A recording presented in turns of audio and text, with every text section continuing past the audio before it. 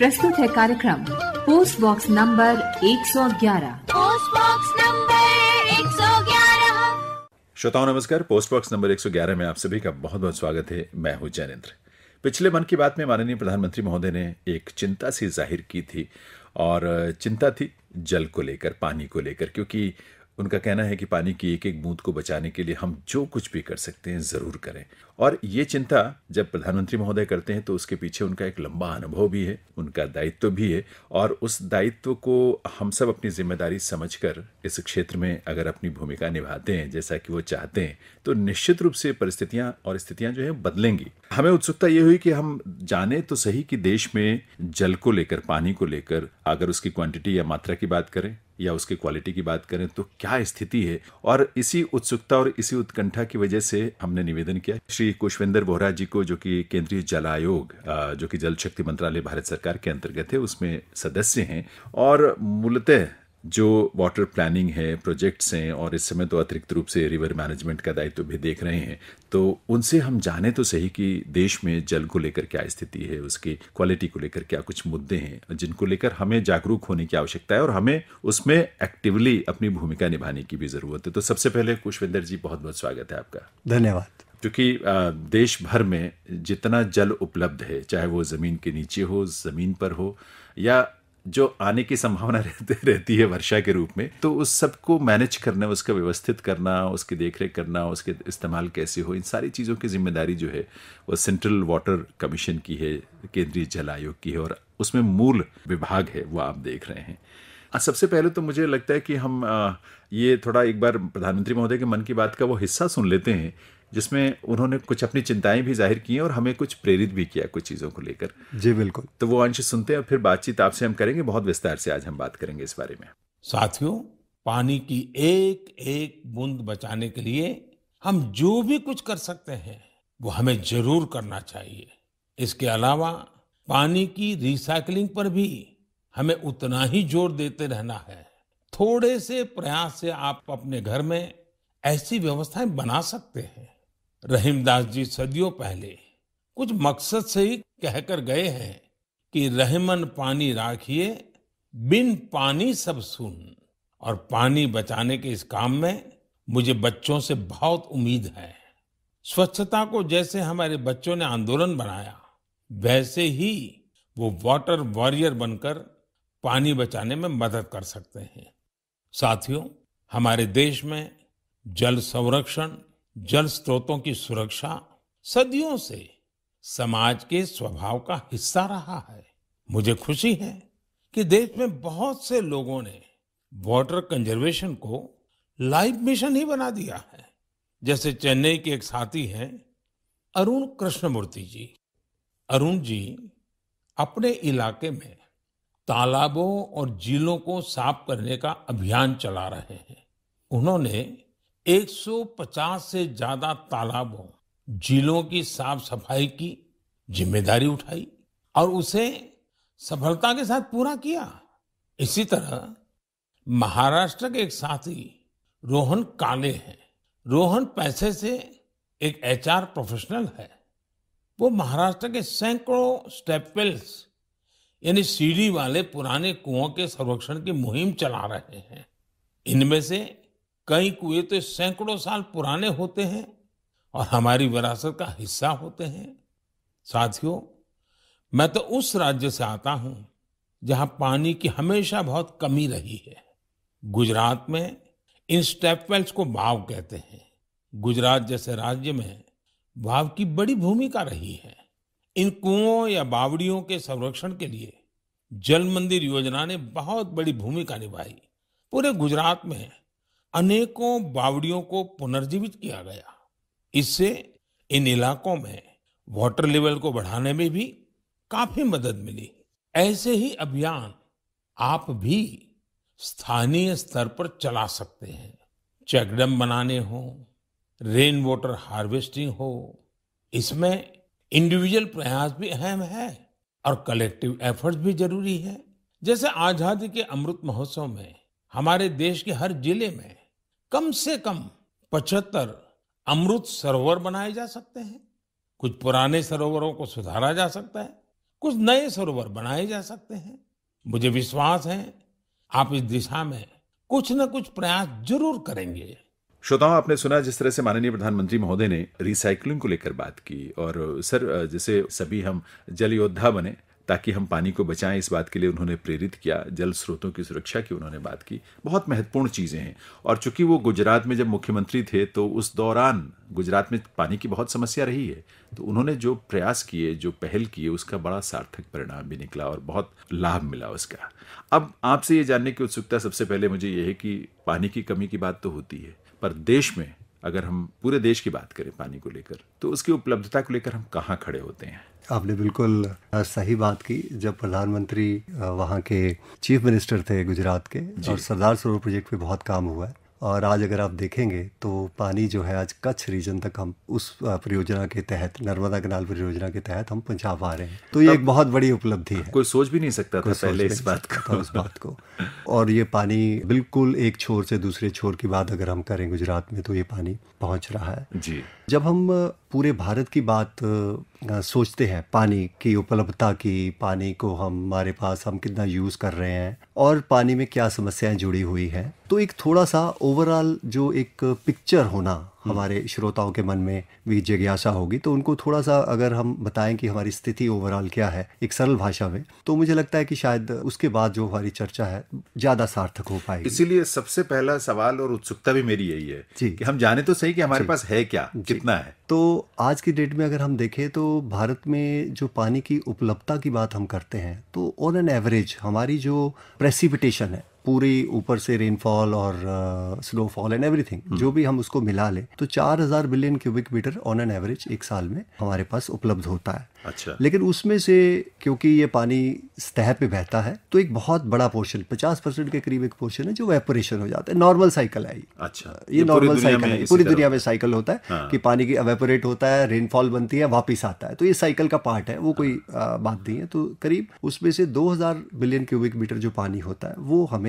Available हो पाता है, जो हम किसी तरीके से करें। लेकिन उसके बाद हमारी भौगोलिक स्थितियां कुछ ऐसी हैं कि कहीं हम पानी यूज़ कर सकते हैं उस पानी का, कहीं पे वो एरिया ऊंचाई पे है, कहीं निचाई पे है, या कहीं पठारी है, या कहीं आबादी नहीं है।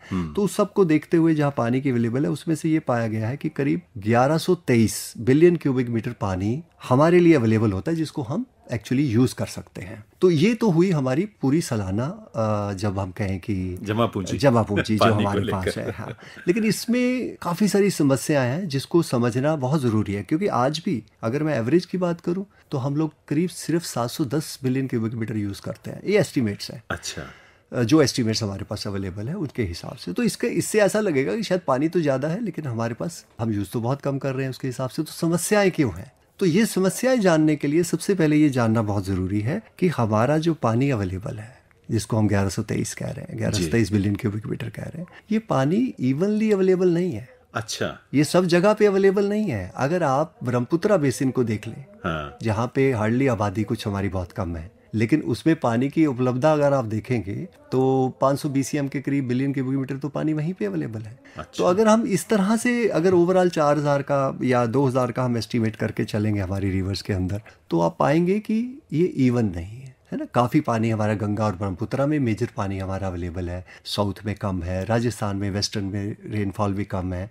तो जो हमारी रेनफॉल है ना, तो वो इवनली डिस्ट्रीब्यूटेड है, कहीं बहुत ज़्यादा है, कहीं बहुत कम है। इसकी वजह से समस्याएं उत्पन्न होती हैं कि हम जिन एरिया में इस तरह से रेनफॉल से पानी नहीं पहुंच पा रहा, या सरफेस वाटर से हम क्रिएट नहीं किया है सोर्स, वहां पे पानी पहुंचाएंगे कैसे। तो इससे ये समस्या आती है कि कहीं पानी थोड़ा ज़्यादा अवेलेबल है और कहीं पानी कम अवेलेबल है। तो समस्या वहां से शुरू होती है। और क्योंकि अगर आप भौगोलिक स्थिति हमारी देखेंगे, बहुत बड़ा है, बहुत बड़ा हमारा क्षेत्र है, जो भूमि क्षेत्र है इंडिया का, बहुत बड़ा है। और लेकिन देखिए आबादी के हिसाब से भी 16% आबादियों के हिसाब से भी हम देखेंगे तो समस्या यहीं से शुरू होती है कि वर्ल्ड की हमारे पास 18% पॉपुलेशन है, लेकिन जब हम प्रेसिपिटेशन की बात करते हैं, जो मैंने आपको बताई, वो सिर्फ 4% है। और इसके साथ एक और भी इश्यू अगर आप देखेंगे कि वर्ल्ड का 20% कैटल भी हमारे पास है। सिर्फ लोग ही नहीं, और कैटल की भी बहुत ह्यूज पानी की जरूरत होती। तो हमारी जो समस्याएं हैं बेसिकली, एक तो ये समस्या होगी कि जो पानी हमें उपलब्ध है वो इवनली अवेलेबल नहीं है थ्रू आउट, और दूसरा टाइम के साथ भी इवनली अवेलेबल नहीं है। हमारा 70 से 80% पानी जो है सिर्फ 3 से 4 महीने के अंदर अंदर ये जुलाई से लेके सितंबर के अंदर आता है। अच्छा, जो मानसून का सीजन होता है उस समय इसकी उपलब्धता उस समय ही पर्याप्त सिर्फ होती है? 80% पानी आ जाता है, तो 20% ही बाकी टाइम आता है। तो अब उसका करें क्या? वो अगर हम उसको ठीक से यूज नहीं कर पाए, हम अगर उसको ठीक से स्टोर करके अपनी परियोजनाओं में आगे जब बारिश नहीं होगी उसमें यूज ना कर पाए, उसके प्रोजेक्ट्स ना बना पाए, तो वो हम सारा पानी नहीं यूज कर पाएंगे। तो इन्हीं विषयों को देखते हुए बहुत सारी प्लानिंग होती है, बहुत सारे प्रोजेक्ट्स बनते हैं, जिसका लॉन्ग टर्म मतलब एक विजन होता है कि इतने टाइम में हम लोग, इतनी हमारी आबादी होगी, कहाँ कहाँ होगी, तो उनको कैसे कैसे पानी अवेलेबल होना चाहिए। तो अगर आप देखेंगे पॉपुलेशन इंक्रीज खुद ही देख लीजिए आप, 1951 में 5000 cubic metre per capita per annum, मतलब एक पर्सन के लिए एक साल के लिए 5000 क्यूबिक मीटर से ज्यादा का अवेलेबल था जी। और आज क्या देखें हम, आज की डेट में अगर हम देखें तो ये मात्र 1450 है, क्योंकि आबादी बढ़ गई है। तो आबादी अभी हमारी थोड़ा और बढ़ने की उसमें है, जैसा कि प्रोजेक्ट किया गया है, निश्चित रूप से एर्स्टवाइल प्लानिंग कमीशन ने भी किया है, कुछ और आंकड़े भी हैं। हाँ। तो ये उपलब्धता जो 2050, अगर हम 2050, क्योंकि हम लोग थोड़ा लॉन्ग टर्म प्लान करते हैं, 2050 में देखेंगे तो ये मात्र 1140 रह जाएगी, 1140 क्यूबिक मीटर पर पर्सन पर एनम, तो ये अवेलेबल होगा। तो इसका मतलब है कि थोड़ा स्थिति हमारी पानी के क्षेत्र में थोड़ी हमें प्रॉब्लम ज़्यादा आएंगी, लेकिन एट द सेम टाइम अगर हम अपनी सिस्टम को एफिशिएंट करना शुरू करेंगे और जैसे प्रधानमंत्री जी ने कहा कि वाटर कंजर्वेशन की तरफ ध्यान देंगे जी। कैच द रेन, उन्होंने एक फ्रेज दिया, कैच द रेन पहले वेयर बहुत इट बार फॉल्स इन्होंने- व्हेन इट फॉल्स। तो वो अगर हम करेंगे, और ऐसा नहीं है कि ये सब चीज़ें कोई नई है, ये बहुत पहनी है। कभी कभी हम लोग जो है वो भूलते जाते हैं अपनी सभ्यता को, अपनी चीज़ों को, जो बहुत अच्छी अच्छी धरोहर हमारे पास है। राजस्थान में भी ऐसा नहीं है, ये सब चीज़ें बहुत पहले से कंजर्व पानी करते थे, थोड़ा देर के लिए आता था और वो टांके में अपने घर में टैंक्स में स्टोर करते थे, पूरा साल यूज़ करते थे। बिल्कुल। तो इसीलिए माननीय प्रधानमंत्री जी ने एफर्ट किया कि हमें कंजर्व करने की ज़रूरत है, ताकि पानी की समस्याओं में बहुत जो है कमी हो पाए। थोड़ी सी और समस्या अगर हम देखें, पानी कैसे, एक तो बारिश से आया हमारा पानी, बारिश का पानी कहाँ जाता है? बारिश का पानी एक नदियों में जाएगा, या बारिश का पानी हमारे ग्राउंड वाटर में जाएगा। ठीक है, ग्राउंड वाटर में भी कन्वर्ट होता है, भूमि के नीचे संचय होता है, तो वहीं चला जाता है। तो अगर सबसे बड़ा रिजर्वायर अगर आप कहेंगे तो वो तो ग्राउंड वाटर है हमारा। अब आप सोचिए कि अगर हमारा 1123 बिलियन क्यूबिक मीटर पानी आता है एक साल में यूटिलाइजेबल, उसमें से 433 हम ग्राउंड वाटर में रिप्लेनिश कर सकते हैं जी। तो हमारी कैपेसिटी है। तो अब वो सबसे बड़ा रिजर्वायर हमारा कौन सा हुआ? Ground water. बिल्कुल। तो ग्राउंड वाटर और वो हमें हमेशा अवेलेबल है। और ग्राउंड वाटर एक ऐसी चीज है जो हर जगह पॉसिबल है, कम होगा ज्यादा होगा, वो डिपेंड करता है कि हम यूज कितना कर रहे हैं और हमारे हाथ में जमा पूंजी कितनी थी और हम यूज कितना तो इसका मतलब ये कि हम उसमें से कितना उसका दोहन कर रहे हैं, कितना एक्सट्रैक्ट कर रहे हैं, और उसके हिसाब से उसकी उपलब्धता और हमारी जरूरत कितनी है। ये दरअसल बात में से बात वोरा साहब निकल रही है, तो और भी ज्यादा हमें समझने की लगता है कि जरूरत है, क्योंकि राष्ट्रीय स्तर पर इन चीजों के प्रति एक सोच, एक सजगता और प्रयास की जरूरत है। हम छिटपुट अलग अलग पॉकेट्स में शायद करेंगे तो कुछ उसका बहुत लाभ नहीं मिलने वाला। हाँ, माइक्रो लेवल पर समाज के तौर पर हमारी जिम्मेदारियां हैं और वो हमें करनी ही चाहिए, क्योंकि पानी का हमें कम से कम दुरुपयोग करना चाहिए, बचाना चाहिए, जो संरक्षण हम कर सकते हैं वो करना चाहिए। श्रोताओं, कार्यक्रम आप सुन रहे हैं पोस्ट बॉक्स नंबर 111 और आज इस कार्यक्रम में श्री कुशवेंद्र वोरा जी, इनसे हम बात कर रहे हैं, जो सदस्य हैं केंद्रीय जल आयोग में, सेंट्रल वाटर कमीशन में। जल शक्ति मंत्रालय भारत सरकार के अंतर्गत ये केंद्रीय जल आयोग पूरे देश में जो भी हमारे जल की उपलब्धता है उसके तमाम आयामों को, उसके व्यवस्थाओं को लेकर इसकी जिम्मेदारी है, जिसको वो बखूबी निभा भी रहे हैं। वोरा साहब, आप बात कर रहे थे कि हमारे पास जल संसाधन किस रूप में उपलब्ध है, कितना उपलब्ध है। अब ये बात तो समझ में आई कि मुझे लगता है कि भारत बहुत भाग्यशाली और बहुत ऐसा देश है इस धरा पर जिसको ईश्वर ने दिया बहुत कुछ है। संसाधन के तौर पर जल की ही बात जैसे होती है, तो संसाधन के तौर पर जल की एज सच कोई कमी नहीं है अगर हम राष्ट्रीय स्तर पर देखें, लेकिन जहां जरूरत है, जब ज्यादा, वहां उसकी उपलब्धता उस ढंग से नहीं हो पाती, या हम उसका संरक्षण करके भविष्य के लिए उसको संचित नहीं कर पाते हैं, ये समस्या है। दूसरी चीज एक और मैं ये आपसे चर्चा करना चाहता हूँ या जानना चाहता हूँ, क्या पानी की गुणवत्ता को लेकर भी कुछ चुनौती, कुछ समस्याएं हैं? जी, पानी की गुणवत्ता को लेकर भी कुछ हमारी समस्याएं रहती हैं। जैसे अगर हम ग्राउंड वाटर की बात करें, जो तकरीबन सब जगह से व्यापक रूप में यूज़ होता है, ग्राउंड वाटर का जो हमारा यूज़ है बहुत ज़्यादा होता है, तो उसमें भी कुछ समस्याएं रहती हैं, जैसे सैलिनिटी, उसमें जैसे खारा पानी होता है। तो ये तो मेरा ख्याल है प्राकृतिक तौर पर हाँ, ये प्राकृतिक चीज़ें तौर होती पे रहता है। जैसे कोस्टल एरिया है, अगर आप कोस्टल एरिया में जाएंगे, गुजरात में जाएंगे, राजस्थान में जाएंगे, उधर से उड़ीसा, आंध्र प्रदेश, तमिलनाडु, पुडुचेरी वगैरह, ये तो इन एरियाज़ के अंदर सैलिनिटी नेचुरल वे में थोड़ी सी ज़्यादा होती है। लेकिन कभी कभी क्या होता है कि जो हमारा भौगोलिक कैरेक्टरिस्टिक है हमारी भूमि का, उसमें बहुत सारी अलग तरह के मिनरल्स होते हैं।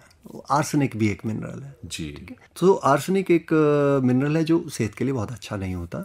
तो अब इस तरह के मिनरल जब आप उसको लेमैन की लैंग्वेज में कह सकते हैं कि पानी के साथ घुलते हैं या स्क्रीट होते हैं, तो पानी में कहीं ना कहीं आते हैं। तो जब वो आते हैं तो वो थोड़ा सा पानी की गुणवत्ता में चैलेंज क्रिएट करते हैं। इसके अलावा आयरन की भी, क्योंकि ये सब हमारे नीचे भूगोल में अगर आप देखेंगे कि आयरन भी अवेलेबल है, फ्लोराइड्स भी हैं, तो ये सब चीज़ें हैं हमारी। तो इस तरह की समस्याएं जरूर रहती हैं, लेकिन उसको हम लोग जब पानी की सप्लाई, जैसे ड्रिंकिंग वाटर की पानी है, एग्रीकल्चर रेट का पानी है, तो उसको उसी तरह से देखा जाता है। जब अगर उसको ड्रिंकिंग वाटर के लिए प्रोवाइड करना है तो उन सब चीज़ों को दूर करते हुए, उनको ठीक करते हुए वो पानी की उपलब्धता कराई जाती है। मुझे लगता है कि प्रधानमंत्री जी ने इसी बात को लेकर जो चिंता उनके मन में थी, जल जीवन मिशन शुरू करने के पीछे उनका उद्देश्य भी यही था कि जो वर्ष 2024 तक देश के हर घर में जो पीने का पानी है वो स्वच्छ जल, पीने लायक पानी वहां पहुंच पाए, पाइप से उसकी सप्लाई हो पाए, ताकि जो पीने के लिए हम नीचे से जमीन से लेते हैं उसमें जो आप बता रहे हैं फ्लोराइड है, आर्सेनिक है, इस तरह के तमाम मिनरल्स मिले होते हैं जो नुकसान करते हैं सेहत के लिए।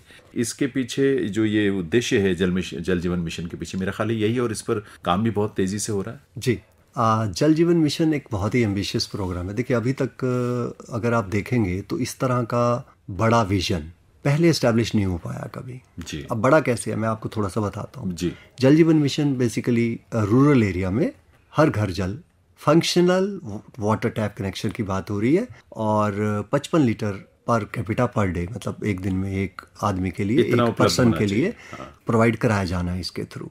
अब इसका चैलेंज आप देखिए कि जब ये शुरुआत की गई थी इस स्कीम की, ये कब की थी हमने, 2019 में। उस समय की स्थिति देखिए कि उस समय मात्र 3.23 करोड़ हाउस होल्ड जो रूरल में है, मात्र उन्हीं को पानी की उपलब्धता थी। और कुल कितने हैं? कुल हमारे 19.3 करोड़ रूरल घर अभी असेस हुए हैं। जो 3 करोड़ के लगभग आप बता रहे हैं जी, ये आजादी से लेकर तब तक अगस्त 2019 तक हमारी सिर्फ इतनी उपलब्धता थी कि हम इतने घरों में पानी पहुंचा पाए। बिल्कुल। इसीलिए जैसे ही इस एक विजन क्रिएट हुई कि भाई ये हमें करना है 2024 तक, तो फिर ऑटोमेटिकली सारे संसाधन, सारी प्लानिंग, मशीनरी, वो सब चीज़ों ने उसके बारे में सोचना शुरू किया। अब रिजल्ट आप देखेंगे, आपको जान के खुशी होगी कि 2019 से अभी तक 6 करोड़ से भी ज़्यादा हाउस होल्ड को कनेक्शन दिया जा चुका है। अच्छा, कैन यू इमेजिन? आप इमेजिन कीजिए कि 3.23 से लेकर आज हम 9.23 करोड़ तक है, 6 करोड़ एडिशनल। लेकिन वोरा साहब, मैं हैरान हूँ आपकी बात सुनकर, और खुशी भी बहुत हो रही है, क्योंकि पिछले 2-2.5 साल का समय बहुत मुश्किल में निकला है। बहुत सारी चुनौतियां रही हैं कोविड की वजह से, बहुत सारे काम धंधे और एक्टिविटी सारी बंद हो गई, ऐसी स्थितियां रही हैं। और 2019 में इसकी शुरुआत हुई थी अगस्त महीने में जी, जल जीवन मिशन की, और इसी चुनौती के बीच से होते हुए इतना बड़ा लक्ष्य जो हम शायद आज़ादी के समय से लेकर 2019 तक नहीं हासिल कर पाए थे, उसका दुगना लगभग हमने पूरा कर लिया इन्हीं 3 साल। बिल्कुल। ये बहुत, मतलब वाकई कमाल तो की अब बात आप सोच सकते हैं कि लगभग 50% घरों को पानी आज रूरल एरिया में house hold functional tap provide कर दिया गया जी। नाउ अब जल जीवन मिशन जो है एक्चुअली, और 2024 तक टारगेट है, लक्ष्य के उसको हमें पूरा करना है। बहुत तेजी से काम सब जगह चल रहा है। इसमें बजट को भी 3.6 लाख करोड़ का बजट सरकार कोई कंस्ट्रेंट नहीं है। सरकार ने कहा है कि इसमें जितना पैसा चाहिए हम देंगे, तो पैसे की कोई कमी नहीं है उसमें। तो इशू है कि इतनी लार्ज स्केल प्लानिंग की बात है। देखिए 2019 से शुरू किया, तो शुरू करने में सबसे पहले तो थोड़ा टाइम तो जाता है प्लानिंग में। बिल्कुल। उसके बावजूद, कोविड के बावजूद, जैसे आपने कहा, तो ये लक्ष्य प्राप्त किया। आई थिंक बहुत अच्छा सेटिस्फेक्शन, अभी तक सेटिस्फेक्शन कह सकते हैं, लेकिन हम तब तक सेटिस्फाई नहीं होंगे जब तक हम अपना लक्ष्य अचीव नहीं कर लेंगे, नहीं कर लेंगे। तो अब अगर आप देखेंगे तो जल जीवन मिशन सिर्फ इसके बारे में नहीं है कि हमें हाउस होल्ड कनेक्शन देना है। फंक्शनल कहते हैं, क्वालिटी कहते हैं, सोर्स सस्टेनेबिलिटी की कहते हैं। मतलब कहने का ये है कि ये सिर्फ एक बार प्रोवाइड करने वाली बात नहीं है। इसको हमें लॉन्ग डिस्टेंस में पानी अगर प्रोवाइड करना पड़ेगा, ट्रांसफ़र करना पड़ेगा, तो वो किया जाएगा जहाँ पे ज़रूरत होगी। जहाँ पे सोर्स रिचार्ज करना पड़ेगा हमें, ग्राउंड वाटर है, अब अनलिमिटेड नहीं है, अगर मुझे उसको रिचार्ज करना है तो जल जीवन मिशन में उसको रिचार्ज करने की भी व्यवस्था की गई है। रेन वाटर हार्वेस्टिंग जहाँ जहाँ पॉसिबल होगा, जहाँ जहाँ हम कर पाएंगे वो सब इस ही योजना के अंदर हम करेंगे। और वाटर बॉडीज जितने भी उस एरियाज में, क्षेत्र में जहाँ जहाँ हम लोग ये सब प्लानिंग कर रहे हैं, जहाँ भी उसके एरिया में होंगी वाटर बॉडीज, उनको रिजेनरेट किया जाएगा। तो इसमें ये कोशिश ये की गई, आपकी बात से मुझे लग रहा है कि स्थानीय स्तर पर या क्षेत्रीय स्तर पर ही जो जल उपलब्ध है या जो जल उपलब्ध हो सकता है उसी को पीने योग्य बनाकर उसको हम घरों तक पहुंचाएंगे, ताकि बहुत दूर से लाने की आवश्यकता भी ना हो। नहीं, ऐसा नहीं है। अच्छा। कुछ एरिया ऐसे होंगे जहाँ पे हम कभी भी क्षेत्रीय उससे पूरा नहीं कर पाएंगे। अच्छा। है ना, जैसे आप बेंगलुरु की आप समस्या जानते होंगे, उसके आप देखेंगे तो वो पानी लोकल हम छोटे क्षेत्र से नहीं ला पाते, इसीलिए उन्होंने जो प्लानिंग की है अपनी, पानी बहुत दूर से लाने की प्लानिंग कर रहे हैं। उन्होंने बहुत अलग अलग प्रोजेक्ट बनाए, बहुत दूर से आते हैं। अच्छा। तो ऐसे ही अब दिल्ली का पानी है, जैसे दिल्ली का पानी जो है ड्रिंकिंग वाटर कहाँ से आता है? भाखड़ा से आता है। लेकिन मुझे एक चीज तो लगती है, बीच में ये थोड़ा सा अलग हटके ये बात हो रही है भले, लेकिन हम दिल्ली में बैठे हुए हैं। दिल्ली में 500 के करीब तो मैंने लास्ट जब सुना था उस समय थी, उसके बाद और घटते घटते जो वाटर बॉडीज हैं वो भी खत्म होती जा रही। तो हम दिल्ली में अपना जो हमारा भूजल है वो तो हम उसको इंक्रीज करने की, बढ़ाने की कहीं कोशिश हो ही नहीं पा रही है। और हम कब तक बाहर के पानी पे डिपेंडेंट रहेंगे? मुझे एक ये भी चिंता बोरा साहब होती है कि जहाँ से हम पानी ला रहे हैं, एक तो खर्चा तो है ही है, जहाँ से ला रहे हैं, जिस एरिया से ला रहे हैं, वहाँ की भी जरूरतें बढ़ेंगी दिन पर दिन, तो उनके सामने भी समस्या खड़ी होगी। तो ये बड़ी एक द्वंद्व की स्थिति है, कॉन्ट्राडिक्शंस बहुत हैं। इसीलिए प्रधानमंत्री ने जो आह्वान किया था कि वो, अगर आपको याद होगा तो उन्होंने अभी कहा है कि हर डिस्ट्रिक्ट के अंदर 75 अमृत सरोवर बनाए। हाँ, बिल्कुल ना, ये नए नहीं है, ये कुछ पुराने होंगे जिनको हम ठीक कर पाएंगे, बढ़ा पाएंगे, और कुछ नए क्रिएट होंगे। तो उन्होंने क्यों कहा ये? उन्होंने इसीलिए कहा कि हम जितना ज़्यादा क्षेत्र में हर जगह पे पानी का संचय कर पाएंगे उतनी ज़्यादा हमें फ़ायदा होगा। दिल्ली में जैसे फॉर एग्जांपल पहले किसी टाइम पे हम लोग कहते थे कि 1000 से ऊपर वाटर बॉडीज हैं, छोटी बड़ी सब मिला के। आज हम 300-400 की बात करते हैं। और हाँ, थोड़ा सा हमने सुना है न्यूज़पेपर्स में जैसे कि आइटम्स आती हैं, तो कुछ इसके ऊपर काम अभी अनाउंस हुए हैं। जिन क्षेत्रों में लॉन्ग डिस्टेंस से आना है उनको सिस्टम्स को उनको दुरुस्त करना पड़ेगा, एफिशिएंसी बढ़ानी पड़ेगी, और जो लॉसेस होते हैं हमारे नीचे आते होते ट्रांसमिशन में, वो सारे अंदर डिस्ट्रीब्यूशन में हमें करने पड़ेंगे।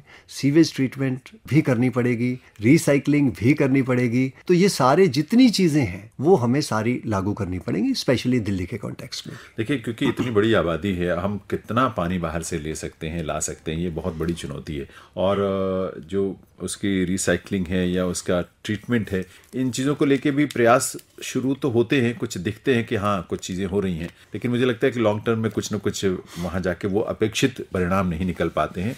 उस दिशा में भी हमें, चाहे हम दिल्ली में हो, चाहे बेंगलुरु में हो, कहीं भी हो, इनको हमें सोचने की ज़रूरत है। एक नागरिक के तौर पर हमें एक सक्रिय भूमिका भी निभानी है। इस पर आपसे चर्चा करेंगे। श्रोताओं, कार्यक्रम आप सुन रहे हैं पोस्ट बॉक्स नंबर 111, और आज इस कार्यक्रम में जल को लेकर, पानी को लेकर, पानी की उपलब्धता, उसकी गुणवत्ता, जिनके बारे में प्रधानमंत्री महोदय ने अपने मन की बात में चर्चा की थी, और बहुत महत्वपूर्ण चर्चाएं थी उनकी तरफ से, और इशारे भी थे कुछ और प्रेरणाएं भी थी कुछ। तो उसी बारे में हम श्री कुशविंदर बोरा जी से बातचीत कर रहे हैं, जो सेंट्रल वाटर कमीशन में मेंबर हैं। जो सर, ये चर्चा भी और प्रधानमंत्री जी का ये विजन था, बल्कि पूर्व प्रधानमंत्री जी अटल बिहारी वाजपेयी जी ने इस विजन को देश को दिया था, जिस पर वर्तमान में काफी तेजी से काम किए जाने की कोशिश भी हो रही है। अब आप बताएंगे कि क्या प्रोग्रेस है उसमें, जो नदियों को जोड़ने का मसला है और जो उद्देश्य या प्लानिंग है। एक तो यह है कि इसकी जरूरत क्यों है, इससे क्या लाभ मिलेंगे, क्या कोई नुकसान तो नहीं होने वाला है इससे, ये थोड़े से कुछ भ्रम रहते हैं आम आदमी के मन में। अब आपसे मौका मिला है बात करने का, तो मुझे लगता है कि आज ये पूछ ही लेना चाहिए। जी बिल्कुल। देखिए, ये जो नेशनल पर्सपेक्टिव प्लान है, काफ़ी पहले हमारे मंत्रालय ने बनाया था। उसको बनाने की ज़रूरत क्यों है?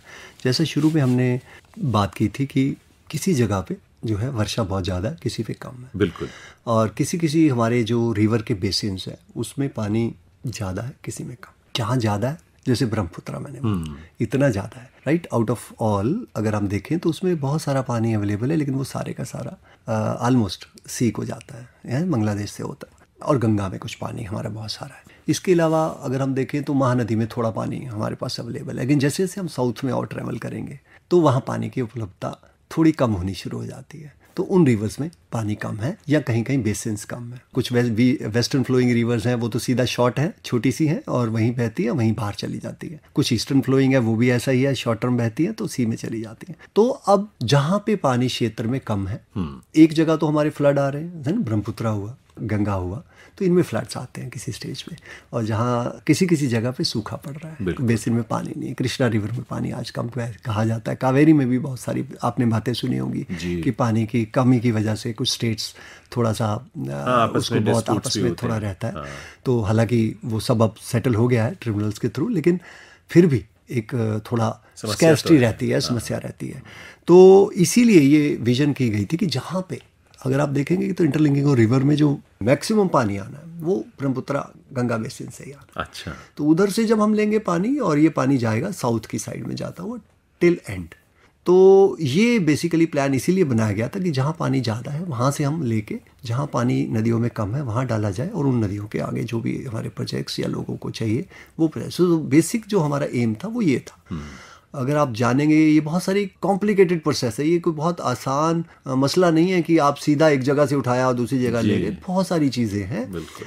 आज की डेट में कहाँ से पानी लेके जाएंगे, हर जगह आबादी है, इरिगेशन कह सकते हैं, लोग रहते हैं, फिर एनवायरनमेंट के हमारे कंसर्न्स होते हैं, हमारे ई फ्लोज के कंसर्न है, कितना कम से कम पानी चलना चाहिए। तो ये सारे कंसर्न को हमें देखना पड़ता है, एनवायरनमेंट की बात देखनी पड़ती है, वाइल्ड लाइफ की बात देखनी पड़ती है। हमें सब चीज़ों को ध्यान में रख के ही इसको प्लान करना है ताकि एक सस्टेनेबल प्रोजेक्ट हो। ये ऐसा नहीं है कि आप एक चीज़ करें और दूसरी हमारी करें। तो उसी को ध्यान रखते हुए ये प्रोजेक्ट बनाए जाते हैं। तो आपको जान के खुशी होगी कि इतने कॉम्प्लिकेटेड होने के बाद भी एक पहला, अगर हम ट्रू सेंस में कहें तो पहला नेशनल पर्सपेक्टिव प्लान का एक प्रोजेक्ट केन बेतवा, अगर आपने सुना होगा, केन बेतवा जो है यूपी और एमपी में एक ये प्रोजेक्ट बन रहा है। ये पहला लिंक प्रोजेक्ट जो है ये आज की डेट में गवर्नमेंट ने अप्रूव कर दिया है, धरातल पे आ चुका है, अथॉरिटी बन चुकी हैं, और इसको इम्प्लीमेंटेशन के मैकेनिज्म के लिए आगे हम बढ़ चुके हैं। तो इसमें लगभग 90% का जो पैसा है भारत सरकार, चाहे वो लोन रूप हो, ग्रांट रूप हो, उसमें इसको प्रोवाइड करेगी।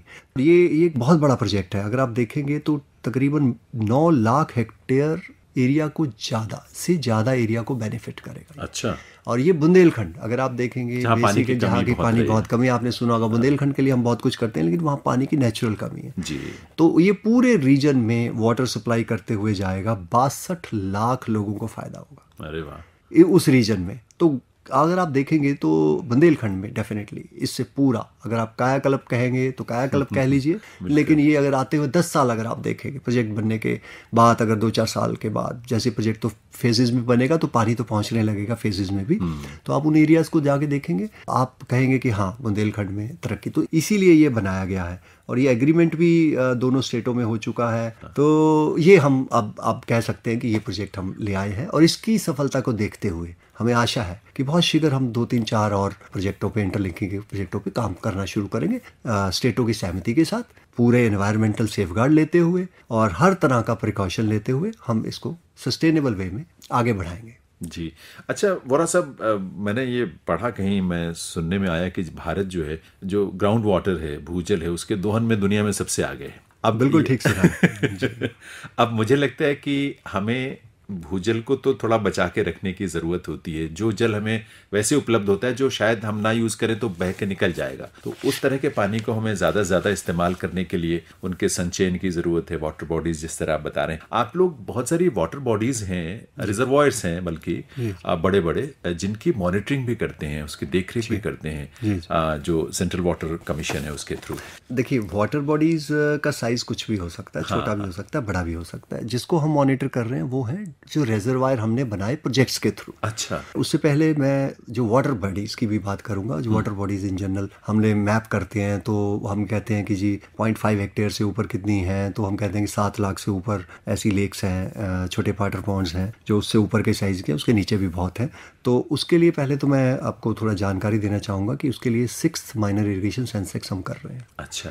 उसमें हर वाटर बॉडी को, चाहे वो इरिगेशन के लिए है, कंजर्वेशन के लिए है, या आप कह लीजिए ड्रिंकिंग वाटर के लिए है, उसको मैप किया जा रहा है, उसको जियो टैग किया जा रहा है। उनकी स्थिति आज क्या है, पहले क्या थी, वो सब हम उसको लेके आ रहे हैं। अच्छा। तो जब ये सेंसेक्स हमारा कंप्लीट होगा तो इसकी एक स्थिति हमें मालूम होगी और फिर हम बहुत व्यापक तरीके से जहाँ जहाँ जरूरत होगी इंटरवेंशन कर पाएंगे। लेकिन उससे पहले भी हम ऑलरेडी हमारी जल शक्ति मंत्रालय में हमारी स्कीम है, rehabilitation, repair, renovation of water bodies की बात होती है, तो वो ऑलरेडी है हमारी, तो उसके थ्रू काम कुछ कर रहे हैं। लेकिन इस विषय में क्योंकि ये बहुत ही व्यापक विषय है, ये छोटा विषय नहीं है। अगर आपको याद होगा कि ये तो एक वाटर बॉडीज की बात हुई, तो वाटर कंजर्वेशन के लिए एक अनोखा उपाय क्या आया, अचानक एक दिन अगर आप ऑनरेबल प्राइम मिनिस्टर, प्रधानमंत्री जी की बात सुनेंगे तो उन्होंने कहा कि भाई फार्म्स पॉन्ड पे हमें जोर देना चाहिए।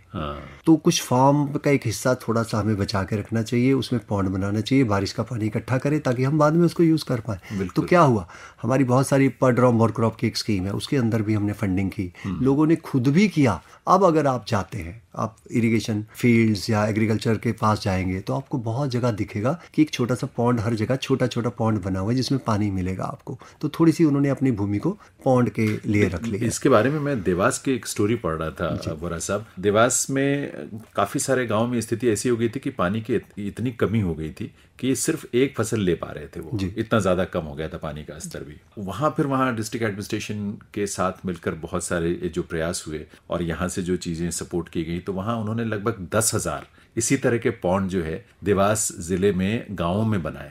और उसका नतीजा, उसके लिए सरकार ने बैंक के थ्रू लोन भी दिया, सब्सिडाइज्ड लोन थे, सपोर्ट भी किया, बहुत सारी चीजें उसमें की गई, सब मिला जुला के गांव वाले भी उसमें शामिल थे। अब उसका नतीजा ये है कि अब 10,000 जिस जिले में पॉन्ड बने, नए तालाब बन जाए, तो आप अंदाजा लगाए कि वहाँ का वाटर लेवल हरियाली पूरी आप देखेंगे। अब वो उनकी जहाँ एक फसल होती थी, अब वो फसल अच्छी ले पाते हैं, ज्यादा ले पाते हैं, उनकी आमदनी बढ़ी है और खुशहाली बढ़ी है। बिल्कुल। तो ये बहुत मूल बात है जिसको समझना बहुत आवश्यक है। तभी हम हर खेत को पानी जब कहते हैं तो उसमें यही है, खुशहाली बढ़ानी है, फार्मर्स की इनकम को डबल करने की बात होती है। तो ये सब चीज़ें बहुत ज़रूरी है कहीं ना कहीं लॉन्ग टर्म में, क्योंकि एग्रीकल्चर सेक्टर में हमारा 50% से ज़्यादा आबादी एग्रीकल्चर सेक्टर में इन्वॉल्व है, वन वे और अदर। अच्छा, सबसे ज्यादा खपत भी पानी की मेरा ख्याल है एग्रीकल्चर सेक्टर में। आज की डेट में अगर आप कहेंगे, हमें बहुत सारी स्टेट्स बताती हैं कि 80% से 90% वो जो अपना पानी यूज करते हैं वो खेती में ही होता है। तो तभी हमें वहाँ एफिशिएंट करने की जरूरत महसूस होती है। अगर हम हमारी एफिशिएंसी जो है इरिगेशन में आज की डेट में हम लोग 36 से 40% के करीब कहते हैं, अगर हम उसको थोड़ा सा 10% भी बढ़ा लेंगे, इजाफा कर लेंगे, तो इतना पानी हमारा स्पेयर होगा, या मतलब हम और एरिया को उसको सिंचित कर पाएंगे। तो हम लोग उस एरिया में भी प्रयास कर रहे हैं। और जो वाटर सिक्योरिटी की हम बात करते हैं, तो अगर आप देखेंगे आज से हमारे दो तरह से बात चल रही है। एक होता है water resources development, supply side management कहते हैं इसको, कि भाई सप्लाई साइड को कैसे मैनेज करना है, ठीक से मैनेज करें, सप्लाई में पानी आना चाहिए, कहाँ से लेना है, किसको देना है, क्वांटिटी क्या हो। और एक होता है demand side management. Demand side का मैनेजमेंट का मतलब है जो मैं यूज़ करता हूँ, मुझे उसको सबसे अच्छा कैसे यूज़ करना है, कम से कम से ज़्यादा नतीजा कैसे निकालना है। ये बहुत महत्वपूर्ण है और इस बात पे कई चीज़ें मेरे दिमाग में उत्सुकताएं हैं उसको लेकर जो आपसे बात करनी है। श्रोताओं, कार्यक्रम आप सुन रहे हैं पोस्ट बॉक्स नंबर 111। आज इस कार्यक्रम में हम जल को लेकर, जल की उपलब्धता को लेकर देश में या उसके संसाधन हमारे पास किस तरह के हैं और हमारी क्या भूमिका हो सकती है, सरकार अपनी तरफ से जो कर रही है वो तो आपने सुना ही। पुष्पेंद्र वोरा जी जो कि सदस्य हैं केंद्रीय जल आयोग के, आज उन्हीं से हम बातचीत कर रहे हैं इन मुद्दों को लेकर। वोरा साहब, आप से बहुत सारी चर्चाएं हमने की हैं।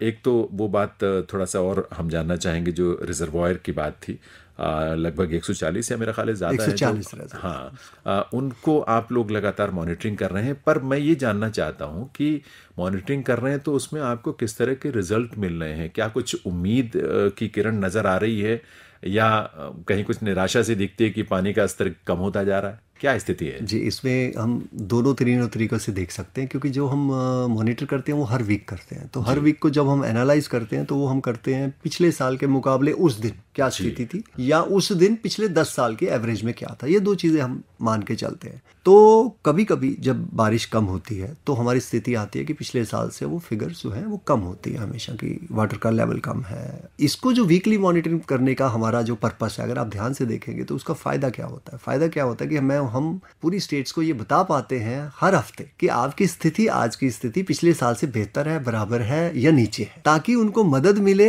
आगे से पानी को ठीक से यूज करके उसको मैनेज करने की। क्योंकि अगर गर्मियों में पानी, क्योंकि असली बात होती है कि पानी नीचे जाता है, वाटर लेवल तो नीचे ही जाना है, क्योंकि एक बार भर गया, भरने के बाद तो उसको नीचे आना है। लेकिन नीचे खत्म जब होना है वो हम कहते हैं कि मई के एंड पे होना चाहिए। जब हमारी बारिशें शुरू होती हैं उस टाइम तक इसको थोड़ा सबसे डाउन होगा। वहां तक तो पहुंचना चाहिए। अगर हमारी उस ढंग से स्थिति व्यवस्था पिछले से करें। भी उस ढंग से व्यवस्था करते हैं, पानी को कम यूज करते हैं, ताकि ड्रिंकिंग वाटर की प्रॉब्लम हमें आगे ना आ पाए। क्योंकि गर्मियों के महीने में अगर आप देखेंगे तो अप्रैल मई जून में, बारिश तो अप्रैल मई में नहीं होती है, लेकिन पानी की रिक्वायरमेंट गर्मी इतनी हो जाती है कि रिक्वायरमेंट बढ़ जाती है। इवन पशु पक्षियों की बढ़ती है, हमारी भी बढ़ती है, सबकी बढ़ती है। तो आज की स्थिति सिर्फ मैं बता सकता हूँ, अगर इस हफ्ते की हम बात करें तो अगर आप देखेंगे हमारे देश में लगभग 257 बिलियन क्यूबिक मीटर की स्टोरेज क्रिएट की गई है आज। मतलब एक डैम्स हमने बनाए, जितने भी बनाए, तो उसमें स्टोरेज है इतनी, जो हम वर्षा में उसको संचय कर लेते हैं, लाइव स्टोरेज कहते हैं हम उसको। उसमें से करीब हम लोग अब आज देखिए 140 जो प्रोजेक्ट हैं हमारे, करीब 176 लगभग बिलियन क्यूबिक मीटर पानी को मॉनिटर कर रहे हैं। तो ओवरऑल अगर आप देखेंगे तो पिछले साल के मुकाबले से भी, और 10 साल की अगर एवरेज भी लेके आज की डेट में मैं देखूं, तो हमारी स्थिति पॉजिटिव है। मतलब हम लोगों की लाइफ स्टोरेज आज थोड़ी ज़्यादा है। लेकिन ये तो खैर एक टेम्परेरी फिनोमेनन है, चेंज होता है टाइम के साथ साथ। तो इस साल की मैं बात कर सकता हूँ कि इस साल स्थिति बहुत अच्छी है, ठीक है। लेकिन क्योंकि आगे गर्मी, आज अगर आप देखेंगे कि अप्रैल में इस बार गर्मी की बहुत ज़्यादा प्रकोप है, अगर देखें 42-43 डिग्री पे चल रहा है, तो इसका मतलब पानी की रिक्वायरमेंट ड्रिंकिंग वाटर की हमारी थोड़ी आएगी। तो इसको और भी अच्छे से यूज़ करने की ज़रूरत महसूस होती है। अच्छा वोरा साहब, अब हम जिस बात को, जिसमें मेरी भूमिका है, और मेरी कहने का मतलब कि समाज के हर व्यक्ति की भूमिका है, और प्रधानमंत्री जी ने खास तौर पर इस बात का जिक्र किया, आह्वान किया कि हमें एक जल योद्धा की तरह काम करना चाहिए। अब आप उसमें बताएं कि हम किस रूप में, कहाँ हम स्टैंड करते हैं, हमारी, आप जरा क्रिटिकल होके बताइएगा जी कि हमसे जो अपेक्षाएं, यानी समाज से जो अपेक्षाएं होती हैं, उसमें हमारे में क्या कमियां हैं और किस और दिशा में क्या प्रयास करने की ज़रूरत है। उसमें देखिए बिल्कुल स्वाभाविक सी बात है कि उसमें इम्प्रूवमेंट होने की बहुत संभावना है और होना भी चाहिए। लेकिन उसमें ऐसा नहीं होता, कई बार क्या होता है कि लोगों को मालूम ही नहीं होता कि क्या करना है किसी स्थिति में। तो ऐसा भी हो जाता है कभी कभी कि उनको मालूम ही नहीं है कि अगर बचाना है तो कैसे बचाना है, या मिलके करना है तो काम करना है। क्योंकि ये जो सोर्स होते हैं ये तो कम्युनिटी सोर्स है, दरअसल तो कम्युनिटी को मिलके करना होता है ये काम। देखिए, मैंने इसीलिए जो पहले राष्ट्रीय परिप्रेक्ष्य में, राष्ट्रीय स्तर पर या राज्य स्तर पर, सरकार के स्तर पर जो प्रयास हो रहे हैं या होने चाहिए, या किस दिशा में हो रहे हैं, उस पर पहले चर्चा की गई। क्योंकि जल संसाधन ऐसे हैं जो मेरे एक व्यक्ति से या दो व्यक्ति से उसमें कुछ नहीं हो सकता, लेकिन हाँ फिर भी हमारी कुछ न कुछ भूमिका तो रहती है। मान लीजिए हम खेती ही करते हैं, और खेती में ही अगर हम अपने, बहुत बड़ी भूमिका है ना, क्योंकि सबसे ज़्यादा पानी हम वहाँ दोहन कर रहे हैं, तो अगर हम खेती में फसलों का पैटर्न थोड़ा बहुत चेंज कर सकते हो तो उससे कितना फ़र्क पड़ता है। तो ये चीज़ें मैटर तो करती है, बहुत ज़मीन आसमान का फ़र्क पड़ता है। लेकिन उसके लिए क्या है कि हमें लोगों तक पहुंचना होता है। इसी दिशा में हम लोगों क्या करते हैं कि जो भी प्रोजेक्ट है उनमें कमांड एरिया के जब भी काम होते हैं, जैसे इरिगेशन प्रोजेक्ट की बात करते हैं, सबसे बड़ा यूज़र है आज की डेट में जी, 80% करीब पानी यूज़ कर रहा है कम से कम। तो उसमें अगर आप देखें तो वाटर यूज़र एसोसिएशन बनाई जाती हैं, और फिर पार्टिसिपेटरी इरिगेशन मैनेजमेंट जिसको हम कहते हैं कि सामूहिक तौर से आप उसको मैनेज करें अपने सोर्सेज को, वो सब की बात होती है। उनको ट्रेनिंग्स की बात होती है। ये सब काम जो है प्रोजेक्ट लेवल पे होते रहे हैं। जो आपने ये क्वेश्चन रेज किया कि हमें फसल चेंज करने की बात है, बिल्कुल चेंज करने की ज़रूरत है। अगर आप देखेंगे हम लोग चावल, आज चावल में सेल्फ सस्टेनेबल है, हम एक्सपोर्ट कर रहे हैं। लेकिन मेरे पास अगर पानी कम है, मैं चावल उगाऊंगा और एक्सपोर्ट करूंगा, तो मैं क्या कर रहा हूँ? अगर आप समझें इस आंकड़ों को जी, इंडिया में हम लोग एक केजी राइस को उगाने के लिए 2800 लीटर पानी यूज करते हैं। 1 किलो एवरेज, 1 किलो चावल के लिए 2800 लीटर पानी यूज करते हैं। तो आप 1 किलो चावल जब आप खा लेते हैं तो समझ लीजिए 2800 लीटर पानी भी आपने पी लिया। लेकिन इसमें क्या है, अगर मुझे सही मात्रा में इसको मैं पानी दूं, तो कहीं कहीं बाहर के देशों में हमारे पास एग्जाम्पल है, वो लोग सिर्फ 500 लीटर यूज करते हैं 1 केजी के लिए। अब आप फर्क देखिए दोनों में। तो एक माइंड सेट है हमारे फार्मर का। इसका मतलब ये हुआ कि जरूरत ना भी हो उतनी, या कम में काम चलता हो, कम में काम चल सकता है, लेकिन एक माइंड सेट जो सालों की प्रैक्टिस है वो लोगों के दिमाग से हटानी थोड़ी मुश्किल होती है। लेकिन इन सब चीज़ों को ध्यान में रखते हुए जी हमने अब क्या किया है कि देखिए, एक होता है कि एक भारत सरकार ने भी सोचा कि भाई चलिए एक हम ऐसी चीज़ करते हैं जिसको हम कहेंगे कम्युनिटी बेस्ड इनिशिएटिव। जैसे डिमांड बेस्ड मैनेजमेंट की बात करते हैं, तो सबसे बड़ा अगर एक पायलट हम कहेंगे तो भारत सरकार ने कहा कि ओके, हम लोग एक अलग तरीके से काम करने की कोशिश करते हैं। तो एक अटल भूजल योजना लेके आए हैं जी, और ये 2020 में माननीय प्रधानमंत्री साहब ने लॉन्च की थी, और बहुत यूनिक स्कीम है, टोटल यूनिक स्कीम है। अब आप यूनिक कैसे है ये मैं आपको बताना चाहूँगा। जी जरूर। पैसे की बात तो ठीक है, 6000 करोड़ रुपये खर्च करेंगे हम लोग, और 7 स्टेटों की बात हो रही है, उसमें से करीब 81 डिस्ट्रिक्ट्स को टच किया गया फर्स्ट फेज में। ये पायलट स्कीम है जो बढ़ाई जाएगी बाद में जैसे जैसे ज़रूरत होगी। और 9,000 जो वाटर स्ट्रेस्ड ग्राम पंचायत हैं उसमें ये काम होगा। 9,000 आइडेंटिफाई की गई हैं जो मेन स्टेट्स हैं जिनमें ज़्यादा वाटर स्कैर्सिटी की हमें प्रॉब्लम होती है। ये स्कीम क्या है? ये स्कीम है कि जो कम्युनिटी को हम ऐसा टूल दे दें जिससे उसको ये पता चले कि उसके हाथ में रिसोर्स कितना है, उसके हाथ में पानी कितना है अवेलेबल आज की डेट में, और उसकी डिमांड कितनी है, और फिर उसको वो बैलेंस करे। जब उसको ये पता चल जाएगा कि मेरे पास पानी इतना ही है, फिर वो प्लान बनाएगा, ठीक होगा, जो बिल्कुल दुरुस्त होगा, जहाँ पे हम इसकी बात करते हैं कि सही तरीके से उसको यूज़ करेंगे, कौन सी फसल लगानी है, कौन सी नहीं लगानी है। तो ये अटल भूजल योजना जो है बेसिकली कम्युनिटी जो है वो खुद प्लान बनाएगी, हम नहीं बनाएंगे, हम उनको सक्षम करेंगे बनाने में, हम उनको टूल्स देंगे, हम उनको वो प्रोवाइड करेंगे कि जिस तरह से जिससे उनको पता चले कि उनके पास पानी कितना है, उनको ट्रेनिंग देंगे। लेकिन उनके साथ मिलके शुरू में हम थोड़ा मदद करेंगे, फिर हम ये चाहेंगे कि वो खुद बनाएं, वो खुद ही अपना एस्टिमेट करेंगे कि ये पानी मेरे हाथ में है और ये पानी हमें चाहिए, अब इसको बैलेंस कैसे करना है। तो ये यूनिकनेस है इस प्लान की। डिमांड साइड मैनेजमेंट में सबसे बड़ा इनिशिएटिव अभी हम ये कह सकते हैं कि हुआ। इससे सोर्स सस्टेनेबिलिटी की बात हो रही है, सोर्स को कैसे हम सस्टेन करेंगे। इसी में हम लोग वाटर कंजर्वेशन भी ऐड होगा, इसी में रेन वाटर हार्वेस्टिंग भी ऐड होगी, इसमें बहुत सारे इनिशिएटिव ऐड होंगे। अगर आप देखेंगे हरियाणा में उन्होंने एक स्कीम चलाई थी लास्ट ईयर से, मेरा पानी मेरी विरासत। उसमें वो लोग करीब 7,000 रुपये दे रहे हैं पर एकड़, इंसेंटिव दे रहे हैं उस फार्मर को जो अपने 50% से ज़्यादा एरिया को जो राइस से फ्री करके दूसरी अल्टरनेटिव क्रॉप में जाएगा। तो 7,000 बहुत अच्छा अमाउंट है। और उससे काफ़ी उन्होंने पिछली बारी बहुत सारा एरिया बताया गया, हरियाणा ने अनाउंस किया कि बहुत सारा एरिया जो है अल्टरनेटिव इरिगेशन में गया है। तो इस तरह के इंसेंटिव शुरू में देने होते हैं, सोचना पड़ता है। तो ऐसी कुछ इनोवेटिव स्कीम जो हैं अगर आप देखेंगे तो संपूर्ण भारत में बहुत सारी जगह चल रही हैं। देखिए, आपको एक अच्छी खबर भी दे सकता हूँ और एक मैं आपको थोड़ी बुरी खबर भी दूंगा। तो पहले चलिए मैं आपको एक अच्छी खबर दे देता हूँ। अच्छी खबर ये है कि जो मॉडलिंग की गई है, जो हमारे हाइड्रोलॉजिस्ट ने की है, वो कहते हैं कि इस सेंचुरी के एंड तक, ये जो सेंचुरी 2100 तक जी, उससे ये पता चलता है कि वर्षा की क्वांटिटी, टोटल की बात कर रहा हूँ मैं, बिल्कुल वो एंड तक वेटर एंड वेटर, दे से वेटर एंड वेटर का मतलब समझते हैं कि it will be little more not less. तो इसका मतलब जो हम एवरेज 1200 मिलीमीटर पानी आज हमारे देश में मिल रहा है, तो वो एवरेज मिलेगा रहेगा। लेकिन दूसरी अब बुरी न्यूज़ उसके साथ ही है, साथ ये है कि इसकी जो डिस्ट्रीब्यूशन है वो उतनी ही स्क्यूड होती चली जाएगी, उतनी ही मुश्किल होती चली जाएगी। कहीं पे बिल्कुल सूखा, कहीं पे बिल्कुल वो। तो ये रेनफॉल जो है, इसकी डिस्ट्रीब्यूशन और ज़्यादा बिगड़ेगी फ्यूचर में। एक जगह मैं ड्रॉट फेस करूँगा। कितनी ज़्यादा आप सोचें कि दुविधा की बात है कि एक स्टेट में हमारे फ्लड आ रहा है और दूसरी स्टेट में सूखा पड़ा हुआ है। तो ये दुविधा को दूर करने के लिए भी एक इंटरलिंकिंग प्रोग्राम जो हम बात कर रहे थे वो भी बहुत महत्वपूर्ण है। उन परिस्थितियों में ये बहुत उपयोगी साबित होगा, ये साबित हो सकता है। तो चलिए, बहुत सारी उम्मीद की किरण आपकी बातों से जो नजर आई है, और हमें लगता है कि हम एक जिम्मेदार नागरिक के तौर पर हम भी उसमें जो भी कॉन्ट्रीब्यूट हो सकता है, जहां भी जिस स्तर पर जरूर करेंगे। कुशविंदर बोरा जी, आपका बहुत बहुत आभार इस कार्यक्रम में आने के लिए और बातचीत के लिए। जैनेंद्र जी, बहुत बहुत धन्यवाद। आपसे बातचीत करके मुझे बहुत खुशी हुई आज, और मुझे लगता है कि थोड़ा सा जो भी हमने बातचीत की, इससे लोगों में मैसेज होगा कि उन लोगों को भी वाटर कंजर्वेशन के ऊपर काम करना है जी, पानी बचाना है।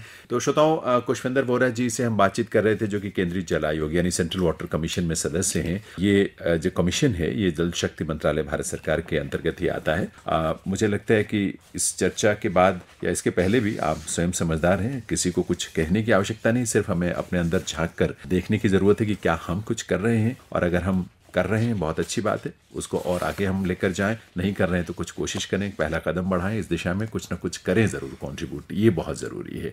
ये उम्मीद, ये आशा हम सबको है। बहुत सारी मंगल कामनाओं के साथ मैं जैनेंद्र अब आपसे विदा लेता हूँ। नमस्कार।